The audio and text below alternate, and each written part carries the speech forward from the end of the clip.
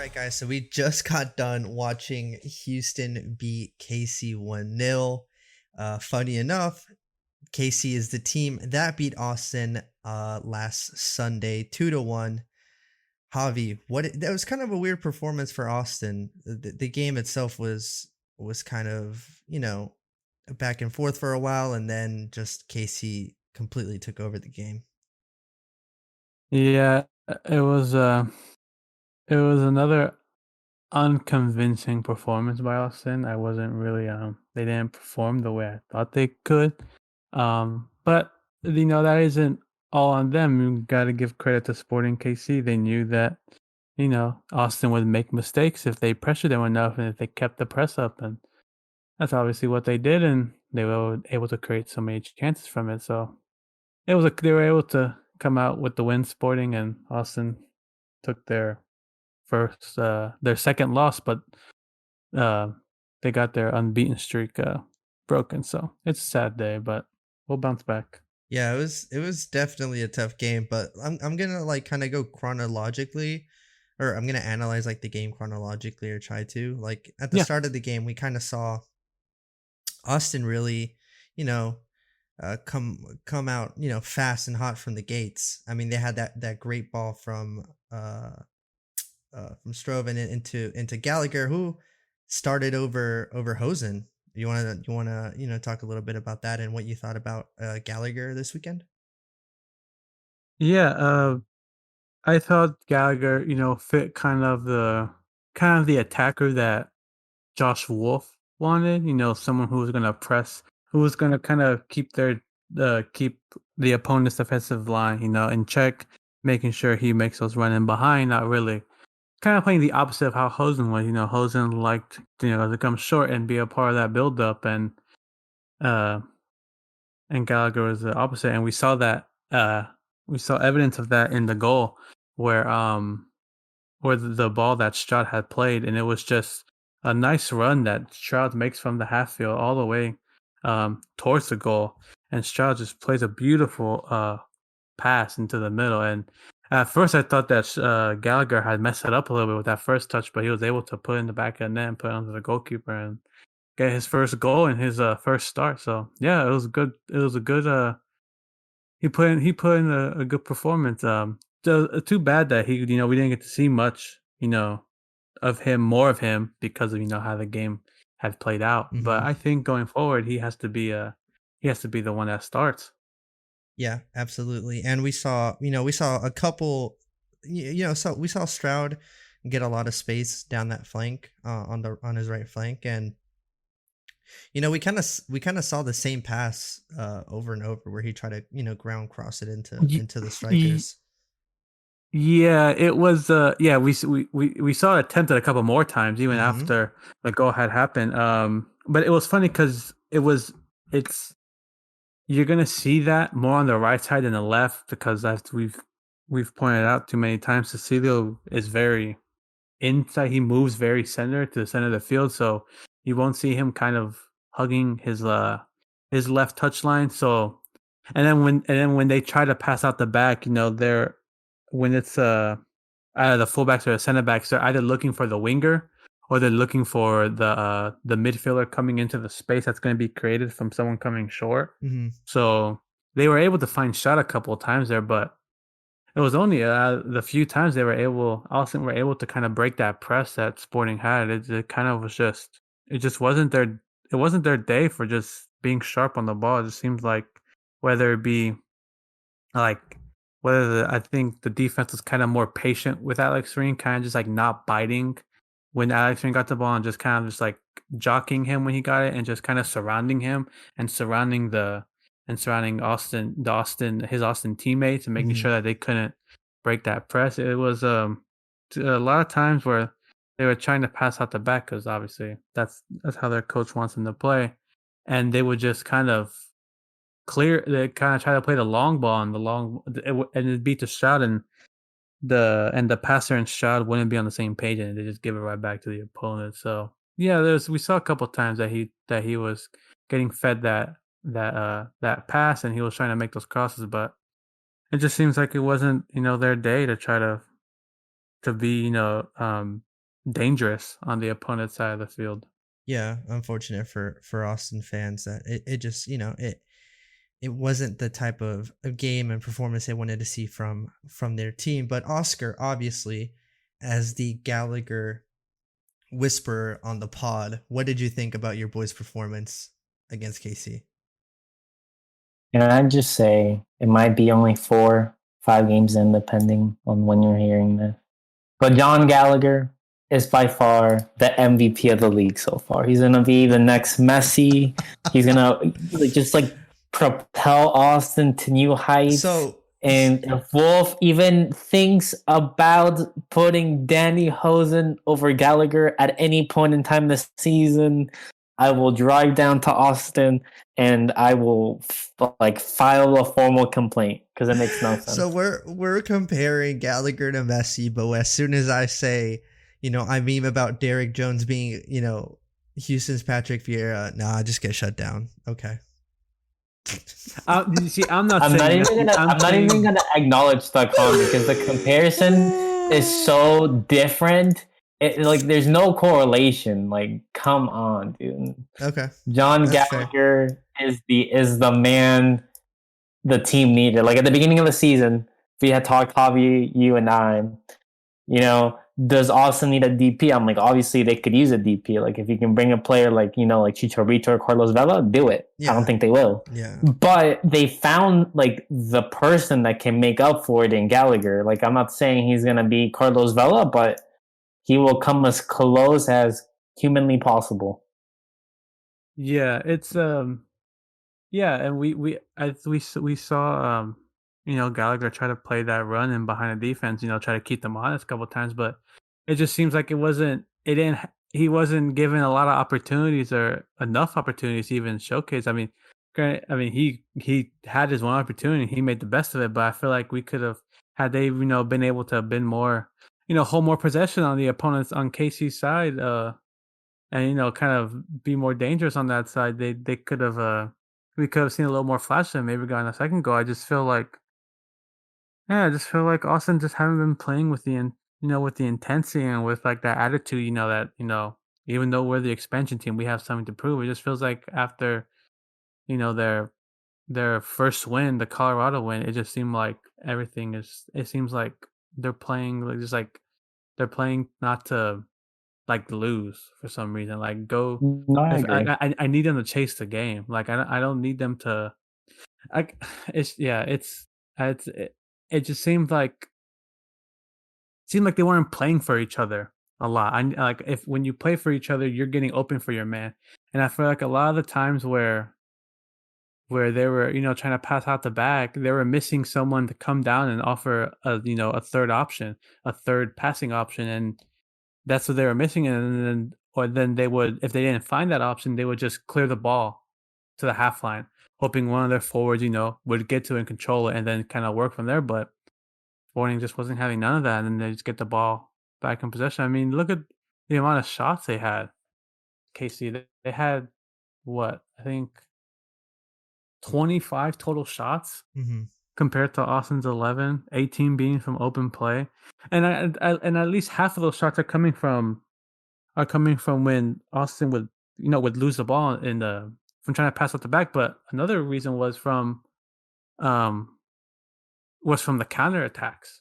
When Austin would be, on KC side and they'd have some attack going and then they would lose the ball. They wouldn't put a shot, or they would put a shot and then the goalie, they would be right KC would be right back in transition, and their fullbacks, particularly Lima on the right side, would just be so out of position and there wouldn't be any communication on who needs to be guarding that right side. And too many times, and I was telling this to you guys, and it just seemed like that ball over the top, whether it be from just the counter attack, right? Playing that long Mm-hmm. ball on down the left side for them, and they were just finding that guy, or it'd be just from when KC was on Austin's side.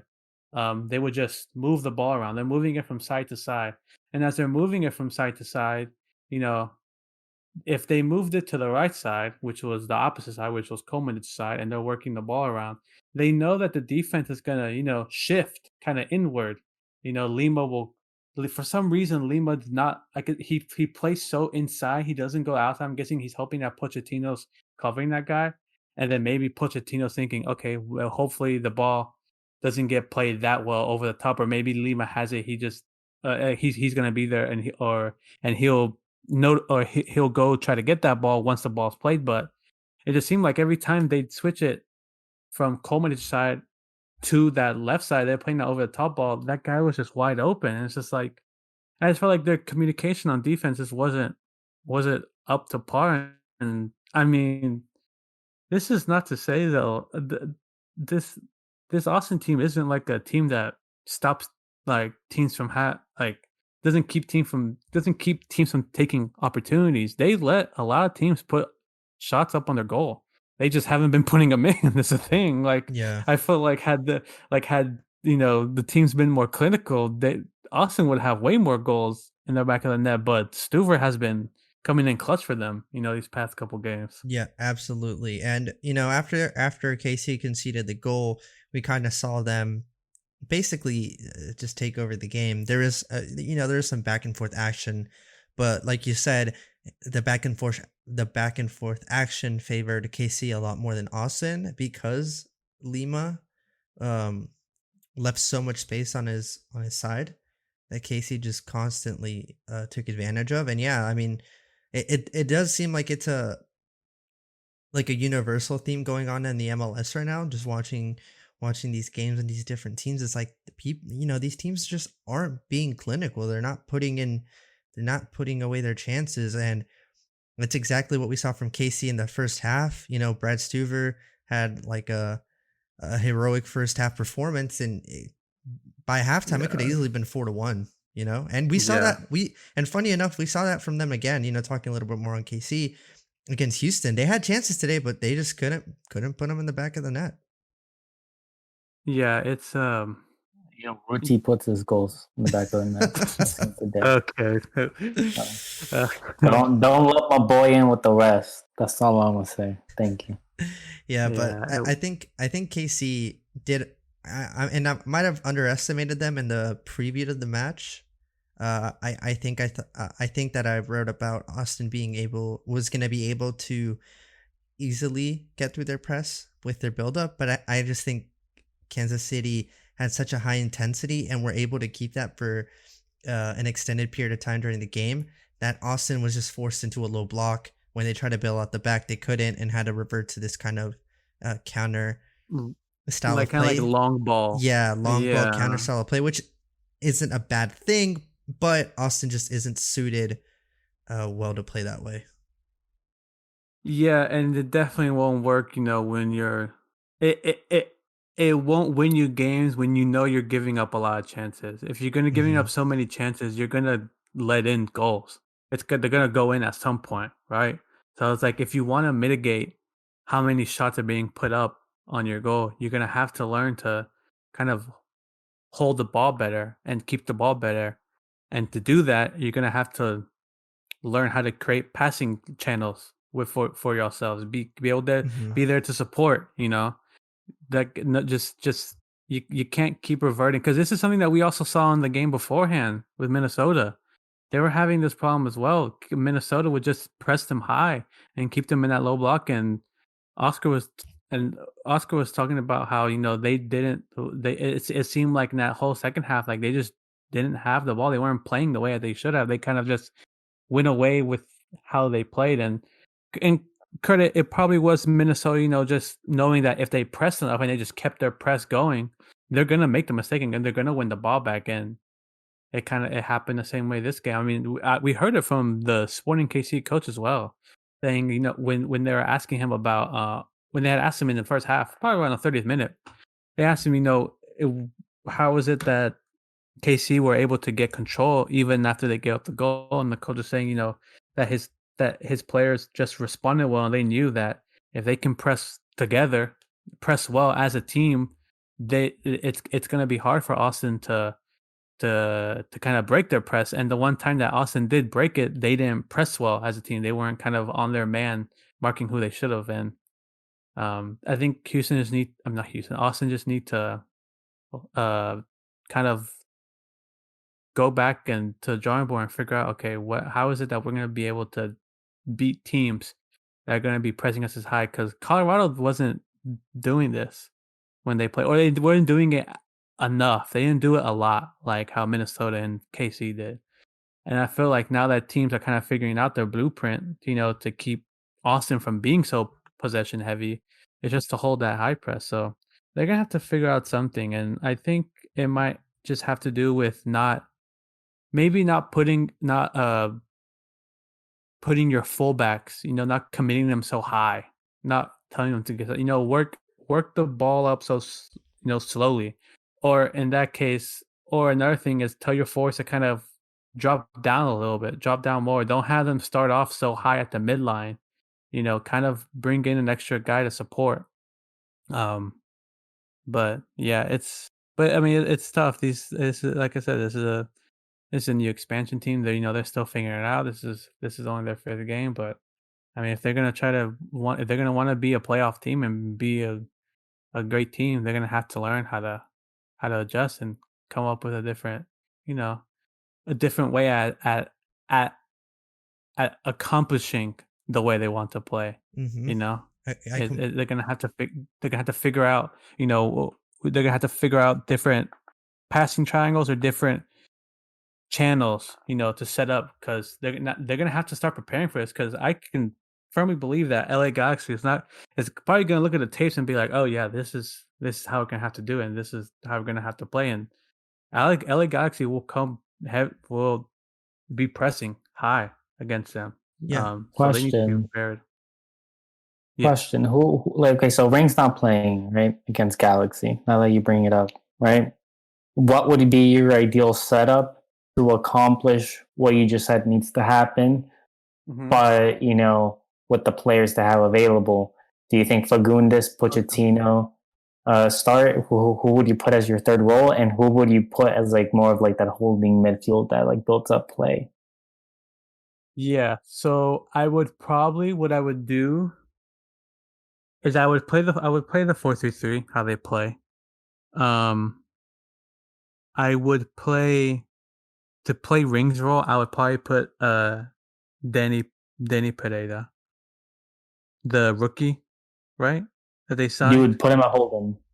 Yeah, put him in at holding as the holding midfielder, as the one who's gonna try to play that role that Ring can play, and then I'll just put Fagundes and Pochettino as the other CMs. But I think to oh, I'm sorry. So no. I was gonna say that brings up that's a great point to kind of bring up, Oscar, because I think during the KC game, when we saw KC kind of press the mid third of the pitch heavy, we kind of saw Fagundes drop a little deeper during the build-up phase, and then him and Ring together they created this like kind of double pivot in possession. And I think they had their best moments when they did have Fagundes and Ring drop a little deeper because of Kansas City's press. And this kind of allowed wingers to invert inside for overloads, like we see with Celio Dominguez on that left side. And this allowed, the wing backs to get a little higher. So this was a way to kind of bypass lines of pressure, passing triangles with like their center back, their fullback, and their CM, depending on the side, mostly on the left with Fagundes instead of Ring. So I think, we could see, like Javi pointed out, Pereira. We could also see Sebastian Berhalter that we did see come in later in the game. Him and I think next game Pochettino, we might see Pochettino take a more a bigger role during the build up in terms of filtering the ball to bypass lines of pressure and create some attacking opportunities for Austin. Yeah, and I mean, it's like now that we bring it up, I was thinking that Wolff would probably have to switch things up. Like you said, I think other players will need to drop deeper at the build-up phase, because I don't think any player has the same makings as Ring does to just like copy paste the setup that they had before. I can also see Dominguez, who has already been playing really deep at times defensively, do the same, but like at all times, also when building up play, and have just Stroud and Gallagher be like more of the I would say like target man up there for like the progressive passes Austin is known for making at times. But are you concerned against LA Galaxy that without Ring, they don't have a chance? Because I think there are serious worries that you have a player that has been so crucial after, what, 4 games, right? The system really revolved around him and his style of play. I don't think there's another player with that specific makeup. It looks like y'all want to like continue with what they've been doing, but I'm a little worried that it might just not work out the same way, and it might be better to start experimenting a slight tweak to the system. Yeah, it's obviously going to be very different from not having Ring there, because he's someone who's very comfortable on the ball. Kind of dribble, kind of move his way out of pressure, kind of, and sometimes pass his way, be so composed when he's under pressure and play the nice the right pass, and then he can also play pretty good long balls over the top balls to the forwards. I hope this game kind of reignites a fire under Austin. I think this is going to be a very tough game for them to win, just because LA Galaxy are a very good side. They're a team that I think can adjust to what the circumstances are. I think they're a team that can win with and without possession. Um, so that, and then on top of that, they have Chicharito, who's on a tear this season so far, with 6 goals scored of the 8 that LA Galaxy have scored. But what I hope that this does, and I hope that I hope the Austin FC players see that, that there needs that them being without Ring can kind of ignite that. Okay, everyone has to step up now. Okay, now we're without our captain. We all need to put out a performance out there, because we all have to be on a top game, because if we're not going to win this game, and we each have to play for each other. So what I'm hoping is that and I'm hoping that a more intense Austin FC team comes out, a more kind of a team that's more sharp on the ball, not so lollygagging. Because I think there was times where I was seeing in the last game where Austin were trying, they were just kind of waiting for the ball to get to them, and then by the time it got to their feet, they were already getting tackled, and the ball was getting taken away from them. Instead of waiting, go to the ball, and then and know what you're gonna do with it when you're on the way to get to the ball. And like, think quick, because this is a game that obviously people are not going to think that they're not going to believe that they're going to win, but I hope that they see people saying that, and this will ignite some kind of fire under them and make them believe, hey, we should we should prove these people wrong. We should prove that, hey, we can win without, this guy. We can still play. We can play the way we want to play without him. Even though, it's going to be hard, because obviously there's not a player. It's hard to replace a player like Ring, but play with courage, play with some intensity, and play with some intent. They need to. I hope this is going to be a game that wakes them up, and I hope they're preparing right now, and they're getting fired up for it, because they're gonna be on the. They'll be on the. I think they're gonna be on Twitter, right? They'll be playing on Twitter. Yeah, I think so. Going against a team like LA Galaxy, they'll be in the social media and trending and stuff. So I hope they come out here and they come out here with a point to prove. You mentioned Chicharito, right? Yeah. And you brought up a great point that most of the offenses come from him for LA Galaxy, and then like even when you compare it to the rest of the league, not just like goals, but just like expected goals and just chances created, like he's definitely leading the league. So how does Austin set up for him? Do you have like someone man mark him? Do you have players instead kind of sit back and try to cut the passing lanes? He's more of a poacher, right? So I think it's going to come down to more of the center backs, how they shape up against him. But we could also see, like whoever's playing Holden for Austin just dropping deeper and being that extra man, so the center backs don't get like um, pushed out of position, right? How would you like try to set up against Chicharito? Yes. So this is gonna be it's gonna be tough because he has a tendency and a lot of he has a tendency to drop kind of like deep Mm-hmm. in some sense. Like he'll want to get a ball short, and so he can kind of keep the play going. And this LA Galaxy team is they're not too risky with the ball they play. They like playing short passes. I mean a lot of their I think it was like I think I hope I can find this stat. But yeah. So out of the 358 passes that they had played, around 269 were the short passes total last game. Um actually, I'm reading that wrong. Not even. But either way, yeah, they're a team that likes to play, really short passing style of play. So they're gonna like to, hold up possession, especially against an Austin team like this. And Chicharito, he's not gonna be just staying central. Where I've seen the goals that he's scoring. A lot of them, he moves around the back line. He's not, Mm-hmm. so I don't think it'll just be the center back. It's gonna have to come from everyone on that defensive line and the holding mid. They're gonna have to be communicating because he will shift left uh, towards Lima's side, and then he'll shift right.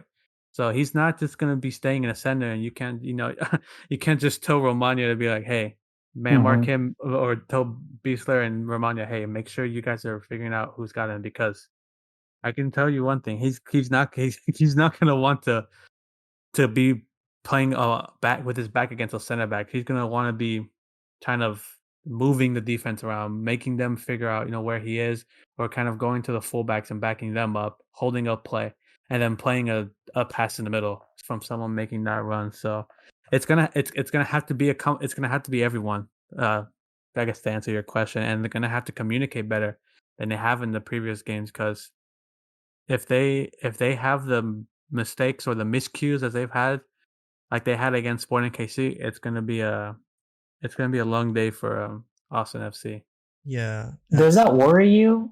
Oh, sorry, go No, sorry. no, no, go ahead, go ahead.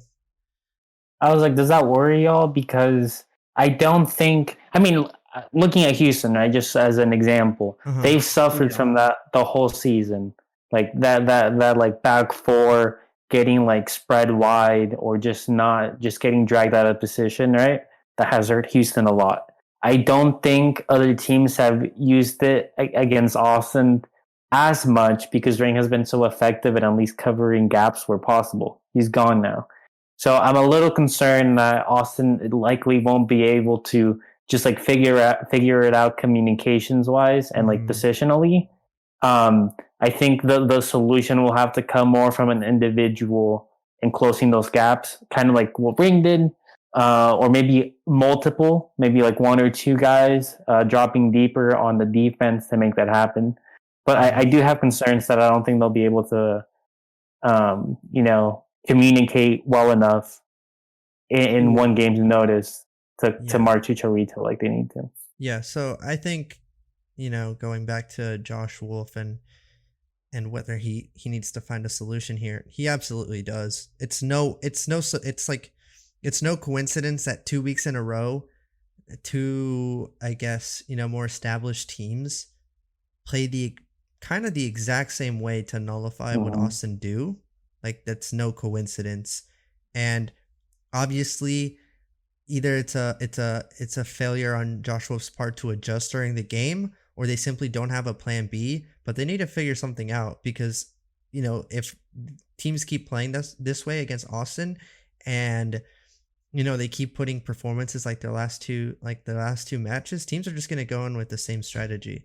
So that's definitely going to change. That definitely has to change. And now with Alex Ring out with that red card, I think it's gonna be a tough test, but I think a good test for Austin to really figure out who they are as a team, and for Josh Wolff to I think, grow a little bit as a manager. He's gonna have to figure things out. The great managers can adapt, with what they have, the quality of the players, and how the game, how the game plays out. I think against LA Galaxy, I don't know. My suggestion would be just limit the amount of times they touch in your own third. Like, just don't let them have the ball in the third.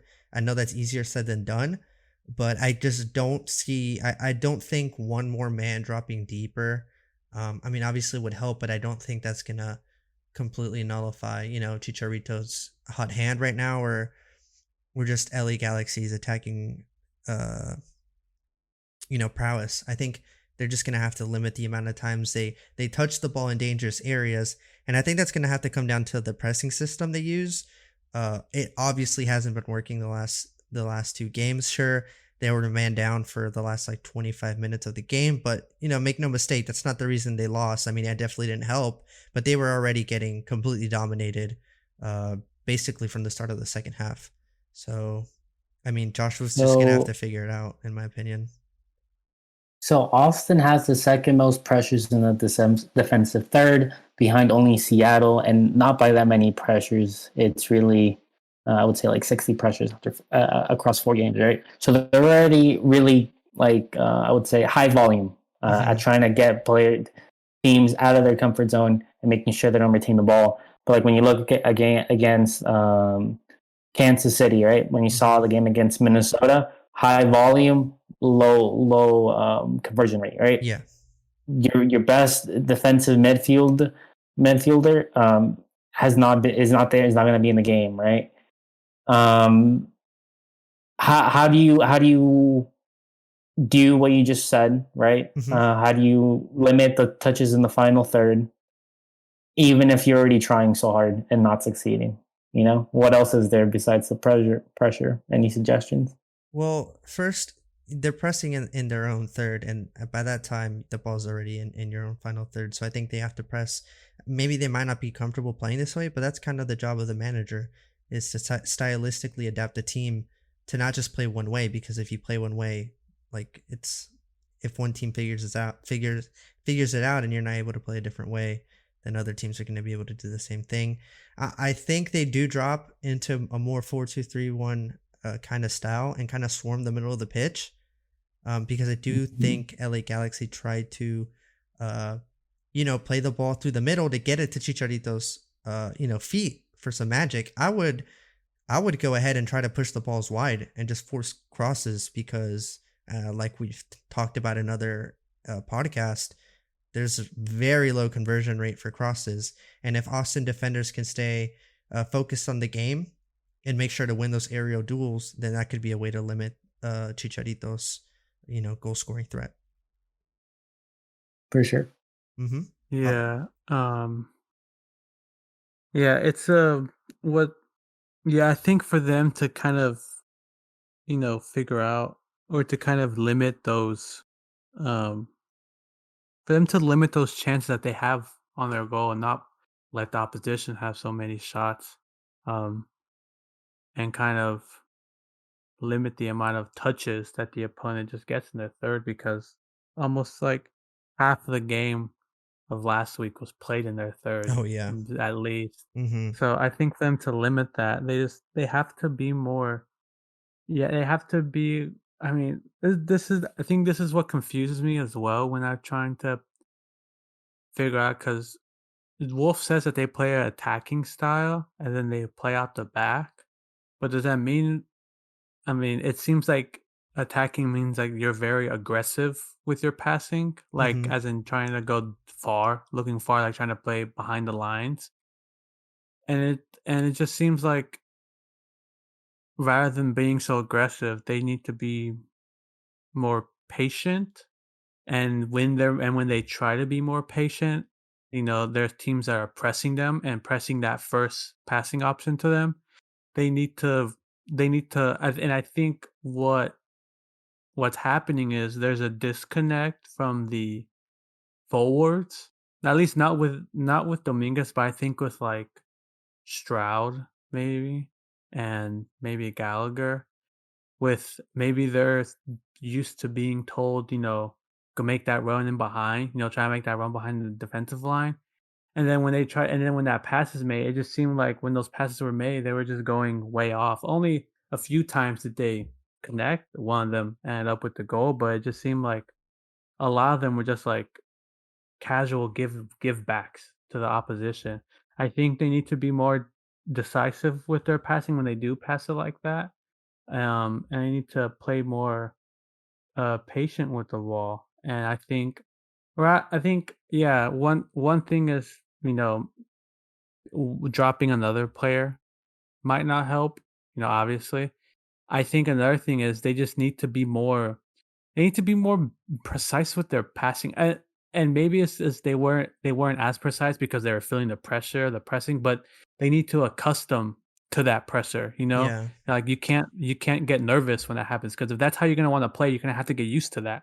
And if you get nervous and then you're just gonna keep playing the passes way off to the left, way out, or way off to the right, or way over the guy, then what's the point of playing that way if you can't be sharp on the ball, You know what I'm Yeah. saying? Yeah. Because like if that's how you want to play, you're gonna have to, you know, play like that. You're gonna have to learn to play with teams pressing, because Mhm. that's the only way they're gonna be able to beat you. Yeah, And it's mhm. if you can beat that final press, and be crisp on the ball and make good decisions, then you're basically you're gonna be a hard team to beat, because then the team can't get the ball away from you. But if you're a team that, that gets nervous you try to play from the back, and then you get pressed, and all of a sudden you're getting nervous, and you play not the best pass, and they get the ball back, and then you're just giving them, and you give the ball back to opposition, then now they have it for a good 5-10 minute spell, and they start creating these chances, and they start getting confidence, there's you're gonna be playing with your back against the wall kind of most of the time, and it's gonna be difficult. So I think this is just gonna have to be something that they learn in training, Mhm. they need to Mm. it's gonna have to come down to that. And it's yeah, it's it may be solved by, dropping an extra man, or it may just be solved with, like I said, getting those nerves off of you, Yeah. playing, being confident in the ball you're playing. I don't know what you guys have to say Yeah, Let about. me. Go ahead, Oscar.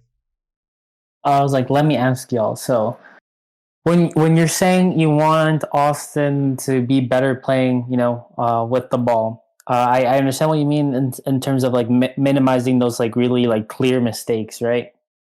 But Yes. overall, Austin's near the top of the league in all short, medium, and long passes. So are you saying you want them to be like more possession heavy and not like as like high tempo on the counter? They need to be better at reading the pressing jumps from the opponent's lines to make penetrating passes, because yeah, you go, during the press you can kind of recycle horizontally and, get successful passes, but you're not necessarily beating the press, and you're kind of just inviting Mm-hmm. more pressure.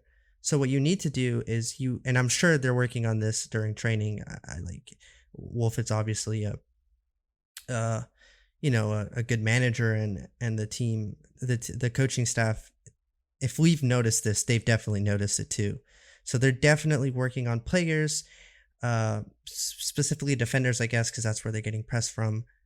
Defenders reading the opponent's press and when the lines start jumping, and making sure that midfielders or Austin midfielders find those pockets of space, because all it takes is one pass after reading that jumping press, and then you turn around, and then you're going up against, you just got their back line ahead of you. So I think that's probably the most important thing they have to work on. Of course, against LA Galaxy, I would like them to see more of the ball to be able to control their tempo, and again limit LA Galaxy's touches in their final third. But specifically talking about their passing, I don't necessarily think they have to be more precise with their passing, but have, I guess, better penetrating passes against pressing or against presses. I don't know if Yeah. that made Yeah. sense. It Yeah, no, it does make sense, and I have kind of the same opinion as well. I feel like there's chances where they try to play that long ball when it's not necessary. You're not getting They're number it. one in long balls in the league.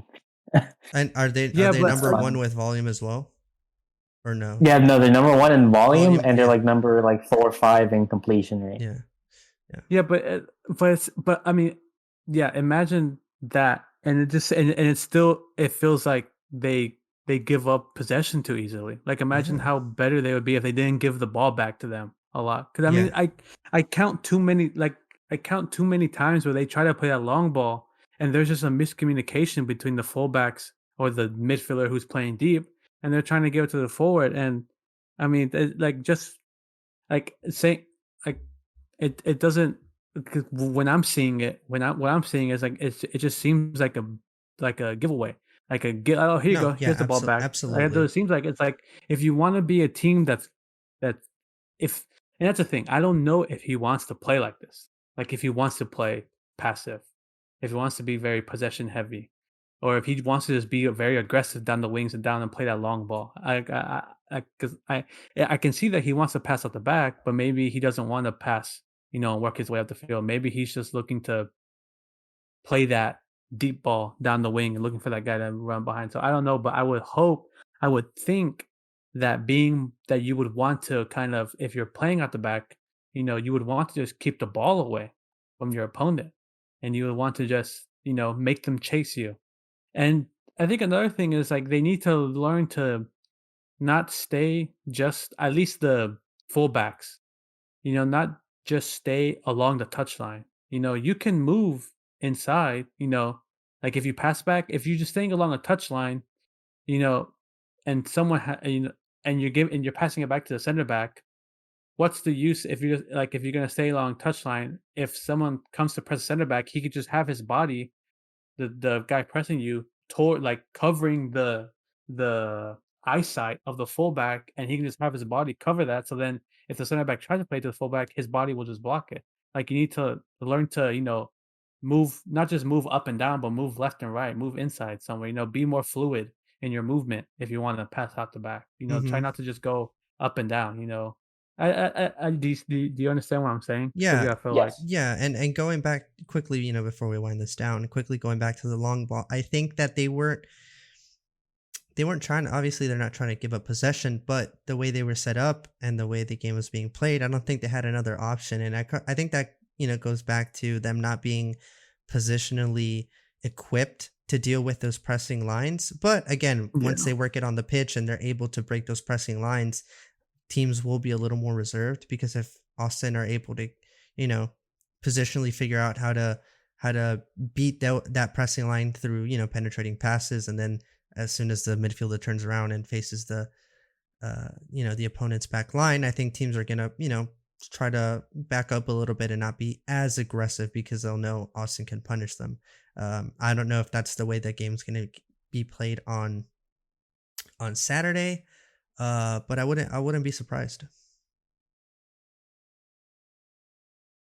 Okay. Did you have something? Oscar?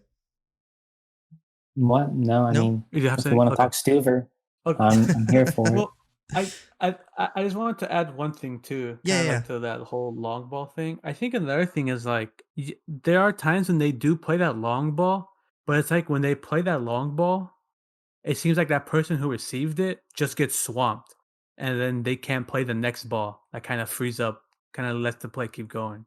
So like, yeah, it does get completed, but then like at that point, where's the play go next? And it felt like a lot of times they either get tackled, to go be it turn to a throw in, or they would just lose the ball and it'd be, and the opposition would have it back. So you have to think about the player movement after that long ball is played. Where are my teammates going? Are they going behind? Are they playing short? Like, and it seemed like there weren't a lot of options when that long ball was being played. Mhm. Um, but yeah, that's just what I saw. I think if that can be kind of worked on, where's the support when that long ball's played, and then if also whereas the support and the player movement and trying to work out the back, if that's kind of fixed a little bit, that may help them win the game. But this will be a tough game for Austin to put.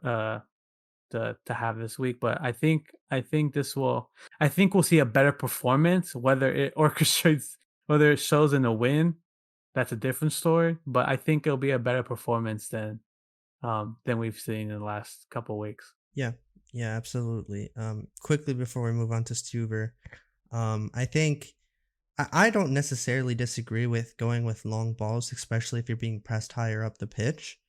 I just think you have to execute it a little better, and have your strikers time the runs better.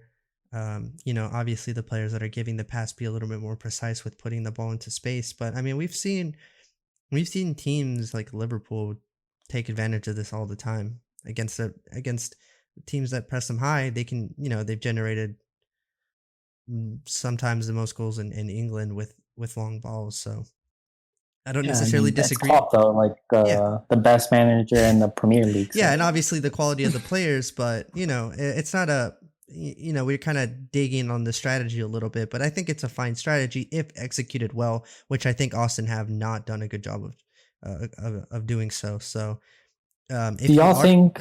Yeah, go ahead. Do you think, like, saying on that point, I get that they haven't done it well, but the completion has been there. So it's more about not only like the passer knowing the right time, like y'all had mentioned, but also the receiver being in the right position, right? Yeah, absolutely. Do you think they figured that out this season?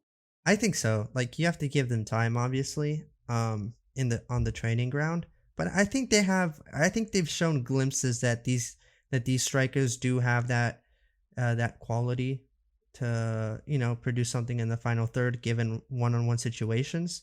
So I think it is a matter of time. Just kind of trying to be a little optimistic here. But again, the long balls. If you are going to go with a long ball to beat a press, it has to be executed correctly and have your attacker have enough speed and one-on-one quality to make something out of it. Yep, completely agree. All right, quickly talking about their keeper Stuber, who was pretty much like a hero. If they would have kept, Savior. I mean, he kept the clean. Savior. Yeah, he kept the clean sheet till 82 minutes, which was 12 minutes past the red card, I think, or a few minutes past the red card. Poor guy. Yeah, I mean, he was a savior. Obviously, part of it was Kansas City's lack of goal conversion, but conversion rate. Yeah, but a standing ovation. He can only do so much, man. Yeah. He played out of his mind. They were getting that first half, coming up with 4. Bombarded. But it's it's good to see, because now it gives Austin defenders and Austin fans a sense of security with him in the back, which is it's always good to have a keeper that you trust. And he also made team of the week on the bench. That's true. He did. Bench, so. After that heroic. That was the biggest diss I've ever seen by the MLS. He should have been on the starters. He should have. 100%. Wait, it was because of the loss. Who got starter? Yeah. Who got the starter? I think it was I would have to double check. I want to say it was a Seattle guy. Probably. They love Seattle. They live for him. Look, and I know this isn't anything about, well, I guess it kind of touches on Austin's performance, but I think all the Texas teams have really solid keepers, which is, I think, something we really haven't touched on. They all have, I'd say, above average keepers in the Western Conference. Well, Dallas has 2. Yeah, I mean, yeah, Dallas does have 2. That's true. One, Jamie Mowers, I think, still injured, and I think Dallas fans are going to be itching for him to get back on the pitch, because he's definitely one of the best keepers in the Western Conference. But all right, I think we're going to go ahead and end it there, unless you guys have anything else to add on Austin. Quickly, I forgot, before we go ahead and sign off, Javi, what is your score prediction for the Austin LA Galaxy game on Saturday? I'm gonna say 3-1 Galaxy. 3-1 Galaxy. Oscar? I think they're gonna tie it 0-0. 0-0. Ooh, okay. I think Galaxy. Yeah. Go ahead. My bad. I was just gonna say, I think all we've mentioned today is certainly valid, and they'll need to continue working if they not only want to make the playoffs, but make a deep playoff push, right? Mm-hmm. But I do think, like Javi mentioned, psychologically, the team without the captain, right? I think Austin has the grit to come out and fight for the badge. No stats, I get it. nothing about tactics. I think it's just going to be hard. It's going to be against a rainy night in Stoke. That type of game. I like a it. rainy night in Stoke. That's what it's going to be. Exactly. I like it. I mean, it's tough for me to, without Ring and, the way the last two teams have played against them, we haven't seen them kind of overcome that obstacle yet. So with what I'm given, I think I'm going to have to go ahead and say a 2-0 win for LA Galaxy on Saturday. But y'all are so negative. I thought I was like Austin's pessimist in this group. Austin. I don't even have the jersey. Y'all wear green. Come on. But I think given what we have. Do you see who's at the top of their scoring goals? Chicharitos? Chicharitos. Okay, they might have Chicharitos, but we have John Gallagher, the second coming of Samuel Eto'o, bro. Come on. Okay. Please. What? Okay. No, but I think Galaxy. I think Galaxy are taking this one home on Saturday. All right, guys, where can people find you on social media, Oscar? OJ Aguilar 16. Perfect. Or and John Gallagher fanboy 101. Okay. Okay. You can find me on the Twitter at Adame_Hav. All right, and you guys can find me on Twitter at SPrietoJR. All three of us are on Twitter, always chatting MLS. All good stuff, all good footy stuff on there. Also, make sure to also make sure to subscribe or follow the podcast on wherever you get or whatever podcast app you're using. Also, make sure to give the podcast page a follow on all social media at Final Third Pod, and check out our website where we have a bunch of previews, recaps, and stories covering MLS, specifically all the Texas teams. A big thanks to all the listeners listening to the pod, and hopefully you guys catch us on the next episode. Peace.